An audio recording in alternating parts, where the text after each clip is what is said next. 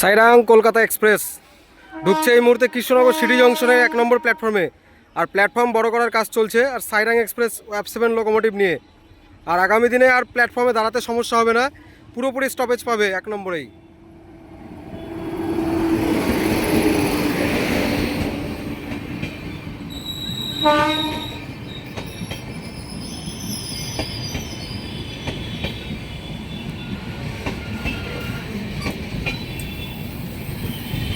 Sairang Kolkata express ঢুকছে কৃষ্ণনগর, আর এদিকে কৃষ্ণনগরের প্ল্যাটফর্ম বড় করার কাজে এই মুহূর্তে আপনারা দেখতে পাচ্ছেন। প্ল্যাটফর্ম বড় হয়ে গেলে সুবিধা হবে। এই যে সাইরাং বাইরের দিকে দাঁড়িয়ে থাকতো, প্রায় 200 মিটার প্লাস ধুবুলিয়া এন্ডের দিকে প্ল্যাটফর্ম বড় করা হয়েছে, মানে বাহাদুরপুর এন্ডের দিকে, এদিকে লালগোলার দিকে যেতে। তো এদিকে প্ল্যাটফর্ম বড় হওয়ার ফলে এদিকে যে এই যে গাঁথুনির কাজগুলো শুরু হয়ে গেছে, এই কাজগুলো যে স্টার্ট হয়ে যাবে, তারপর মাটি ফেলে সমান করে দিয়ে প্ল্যাটফর্ম রেডি হয়ে যাবে। আর এই ট্রেন দাঁড়াতে কোনো সমস্যা নেই, একবারে স্টপেজ দিয়ে বেরিয়ে যাবে, দ্বিতীয়বার আর দাঁড়াতে হবে না এগিয়ে। আর প্যাসেঞ্জারদেরও সুবিধা হবে, একবারে ট্রেনে উঠতে পারবেন।